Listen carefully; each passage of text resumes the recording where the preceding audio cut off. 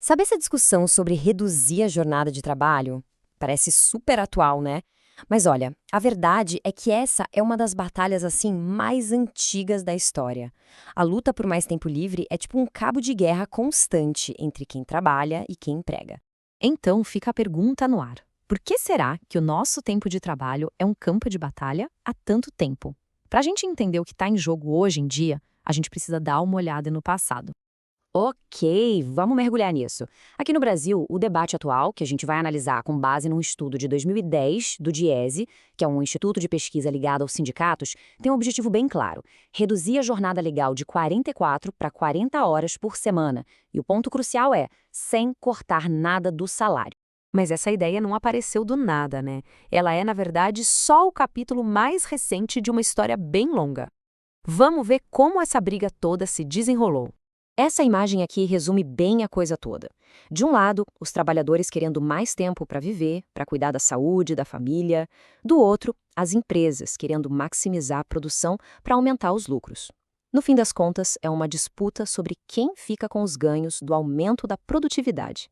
E essa linha do tempo mostra que a jornada é longa, literalmente. Começa lá nas condições bem extremas da Revolução Industrial, com gente trabalhando até 16 horas por dia. Passa por momentos históricos, como a greve de Chicago, que deu origem ao Dia do Trabalhador, e chega até uma vitória importante aqui no Brasil, a Constituição de 88, que estabeleceu as 44 horas semanais que a gente tem hoje. Só que a redução da jornada na lei não foi o ponto final. A análise mostra que as empresas encontraram outras maneiras de esticar o tempo de trabalho. O uso massivo de horas extras, o aumento da pressão por produtividade e novas regras mais flexíveis que, na prática, só fazem o ritmo e a duração do trabalho aumentar. Para a gente entender essa confusão toda, o Diese propõe uma coisa interessante: olhar para o tempo de trabalho de três formas diferentes, não só contando as horas no relógio. Vamos ver quais são essas três dimensões. A primeira dimensão é a mais fácil de entender: a extensão. É simplesmente o tempo total, a duração da jornada, somando o tempo normal de trabalho com as horas extras. A segunda é a distribuição. Aqui a pergunta muda, não é quanto tempo se trabalha, mas como esse tempo é organizado. Isso inclui trabalho em turnos, trabalho de fim de semana e coisas como o banco de horas, que mexem diretamente com a nossa rotina e vida social. E tem a terceira dimensão, que muita gente esquece: a intensidade. Aqui não importa quanto tempo se passa trabalhando, mas o quão puxado é o esforço nesse período. A tecnologia, as metas de produção, a diminuição das pausas, tudo isso aumenta a intensidade e, claro, o cansaço. E o ponto-chave é que essas três dimensões estão totalmente conectadas. O banco de horas, por exemplo, muda a distribuição do tempo.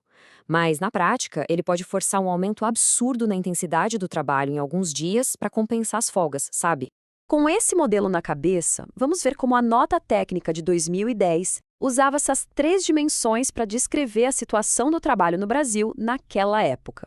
36,1%. Esse número mostra que, lá em 2009, mais de um terço de quem tinha carteira assinada no Brasil já passava do limite legal de 44 horas. Ou seja, a hora extra, que deveria ser uma exceção, acabou virando regra para um monte de gente. E não eram só as horas extras. A análise de 2010 também apontava para mudanças na lei que acabaram favorecendo as empresas, como a criação do banco de horas e a liberação do trabalho aos domingos. Na prática, isso deu mais poder para as empresas decidirem como e quando as pessoas trabalham. Então, juntando as peças, o diagnóstico do relatório para a época era bem claro: uma combinação de jornadas longas por causa das horas extras, um ritmo de trabalho cada vez mais intenso e um sistema de flexibilidade que servia muito mais aos interesses das empresas do que aos dos trabalhadores. Diante desse cenário, o que o estudo propunha como solução?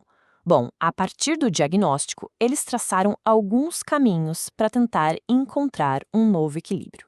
A proposta era atacar o problema por quatro lados. Primeiro, reduzir a jornada para 40 horas. Segundo, limitar de verdade as horas extras. Terceiro, mudar as regras do banco de horas para que elas fiquem mais justas. E quarto, uma ideia bem inovadora: negociar também a intensidade, ou seja, o ritmo e as metas de trabalho. Claro que propostas assim sempre encontram resistência. A análise cita aqueles argumentos clássicos dos empregadores, que isso aumentaria os custos, reduziria a competitividade das empresas e poderia até gerar desemprego.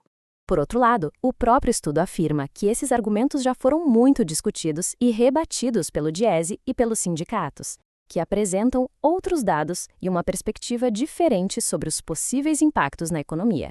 É bom lembrar que toda essa análise vem da nota técnica 87 do Diese, lá de 2010. A conclusão central deles é que, para beneficiar de verdade todos os trabalhadores, seria preciso uma mudança geral na lei, e não só negociações isoladas para cada categoria. No final das contas, toda essa discussão técnica sobre horas, distribuição e intensidade nos leva a uma questão muito mais profunda, uma que ecoa por todas as décadas dessa luta. Afinal de contas, qual é o verdadeiro valor do nosso tempo?